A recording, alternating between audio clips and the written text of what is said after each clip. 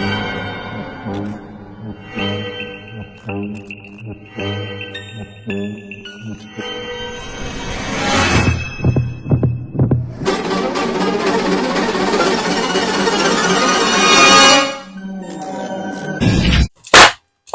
everybody, what is up? It is Balloon. Welcome back to my channel. I'm back with my little baby Bramley. How you doing, Bramley? Oh, head nearly fell off there. Look at that shaking baby. God, no, I better stop. I'll get done for child abuse or child neglect or something. Anyway, hey, how are you doing? I'm back with another little drama video for you. This one is going to be a lot about Trisha Paytas, really, and Jason Nash. And also, we've got a little bit more to get into. So keep on watching. Let's start first with a Trisha drama. What do you think? Bramley? Trisha? Yeah? Do you remember? Did you take all the notes I told you? Yeah, you did. Good. Good stuff, Bramley. Right. You can have a little biscuit from the cupboard down there now for that.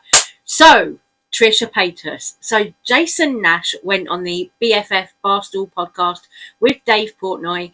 He went on that podcast and he was talking quite a lot about Trisha Paytas and their relationship, because Dave was asking him, admittedly, but he was talking a lot about Trisha and their relationship and how Trisha was pretty much A-wording Jason. You know, it's very well documented what Trisha has done to Jason Nash in the past. You know, I don't think we need to go over everything, but in this clip that I'm about to play you, Jason Nash is talking about when Trisha did things like lock him inside the house and also drive a car into his house.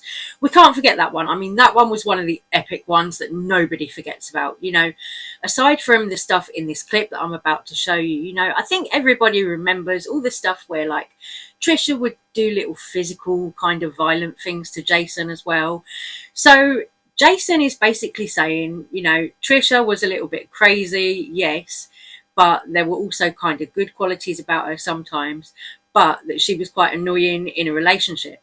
There's an interesting bit in this where Jason does actually say that Trisha had some kind of chemical imbalance. Now, we all know that Trisha's come out before and said that she's got schizophrenia, she's got BPD 1 minute, and then she's got, you know, DID and all of that. So Trisha has kind of been through the whole entire mental health system, given herself all these diagnoses. So we never really ever got to know what exactly Trisha was supposed to have. We were never told that because Trisha just went through all of them, like, you know, they were pants with the days of the week on the front. Trisha went through all the different mental disorders that she could go through, you know, trolling the mental health community while she was at it as well. She went through all of them like that. And I'm like, you know, chemical imbalance, yeah, definitely. You know, I think maybe BPD, I don't know, because Trisha's said that one to us the most, but still, Jason was talking about kind of how difficult it was to be in a relationship with somebody like Trisha. Now, me, I'm somebody who has BPD as well, so I'm kind of like, you know, yeah, it does feel a little bit weird when somebody outside of yourself talks about how it is to be around you or things that you do that maybe you don't realize. But I'm going to roll the clip of Jason on the podcast and we'll come back with some more commentary in a minute. This is a strange question. How do I phrase it? And I don't mean to say it in a negative way, but I'm going to just ask it. You seem like a very normal guy, Jason. Like, yeah. But you're married to Trisha Paytas, who... Well, I wasn't married, Dave. Girlfriend? It's the second time you said that. Girlfriend? We weren't married. Yeah, we dated for 12 months. Okay, a year. Yep. She seems certifiable. You know, I've never talked about it. She's a complicated girl. Like, she's, you know, I don't like to talk shit about my exes or women in general. And I'm not asking. I guess that's not what I'm asking. Let me try. I want to explain it to you so you understand. Like, I met her. She was like, we got along really great.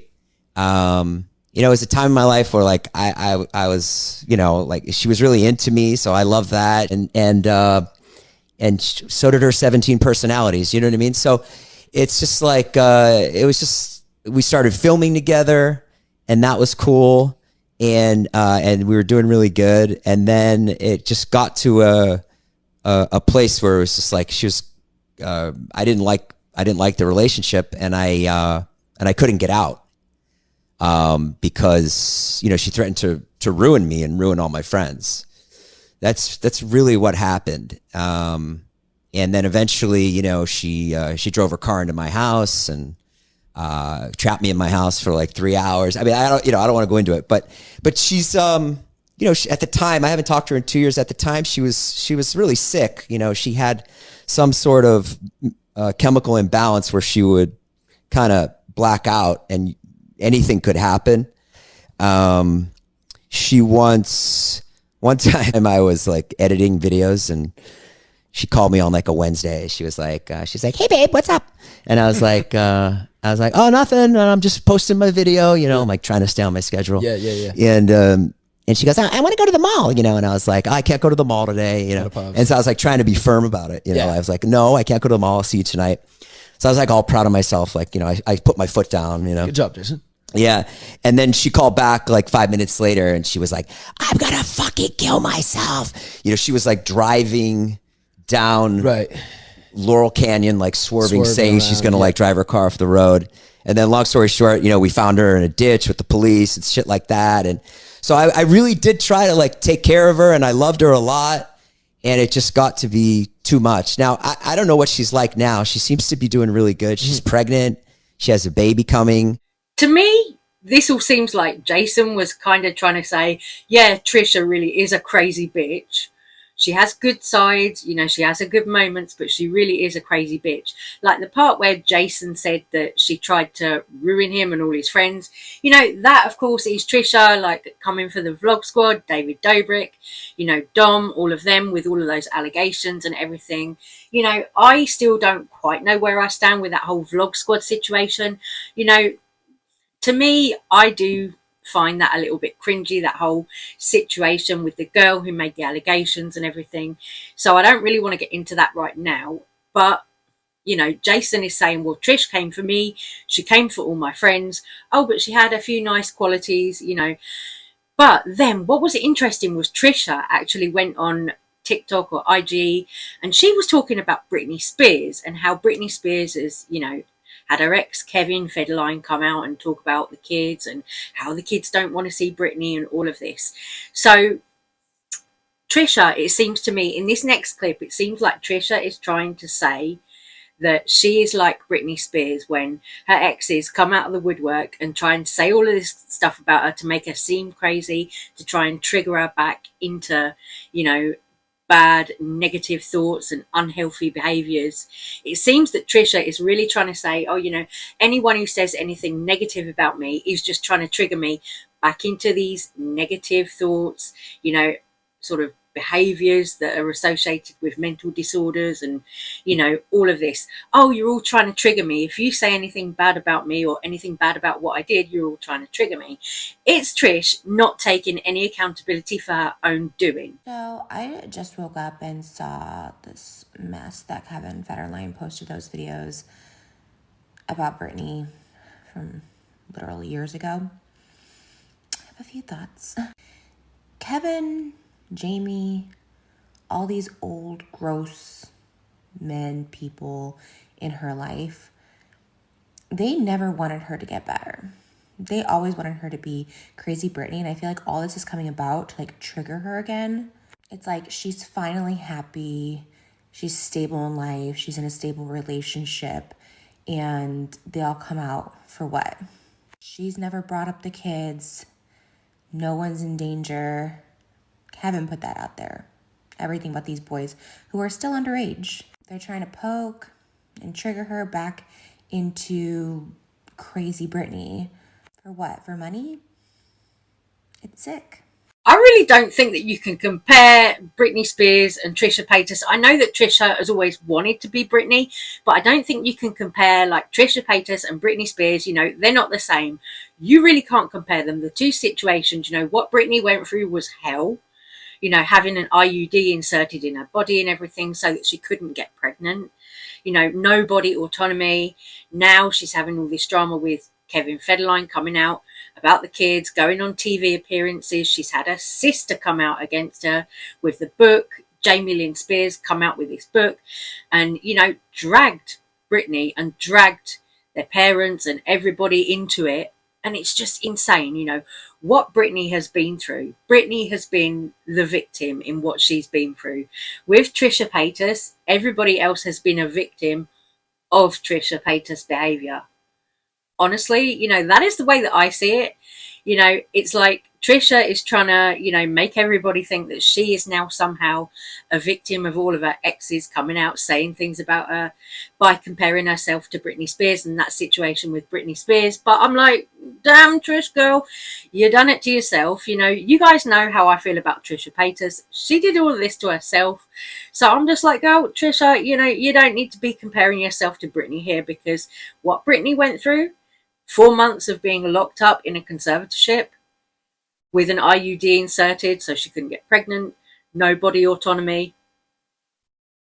No, that's completely different to Trisha Paytas, who was going on OnlyFans all the time, dragging all of her friends, ex-boyfriends, you know, all of this, making allegations about everyone else on YouTube and all of this. Completely different situation. Trisha and Britney, not the same. As much as Trisha wants to think that she's the same as Britney, nah. No, Trisha. Not buying it, girl. Not buying it. Anyway, I'm going to move on because we've got to talk a little bit more about the whole Def Noodles situation. And yeah, I'm kind of rolling my eyes a little bit because Def Noodles is still going on Twitter, still insisting that he's a comedian and oh, he's so funny. And yes, jokes can be serious, you know, about serious topics, but they can still be funny. And if you don't like the style of Def Noodles jokes, apparently you just don't understand comedy. That is what he's saying now, as I've just been scrolling through on Twitter. That is what he's saying now. He's touting this show that he's doing, this comedy club show that he's doing in his garage or whatever it is. You know, he's touting this show, trying to sell the tickets. And he's going, oh, there's only select tickets left, you know, oh, it only holds 50 people and all of this. He's gone online saying all of that, videoing himself, you know, promoting his little comedy club, his roast battle room, you know. It's like, well, you can build a roast battle room. It still doesn't make you funny. You know, still when we're seeing Def Noodles content on Twitter or on YouTube, you know, it's not funny. Where's the jokes, girl? Where is the jokes? Because it's not funny. You know, and people are being very vocal on Twitter with Dennis now, telling him, dude, you're just straight up not funny. You're not funny, you know. And if everyone is telling you you're not funny, then maybe it means you're not funny.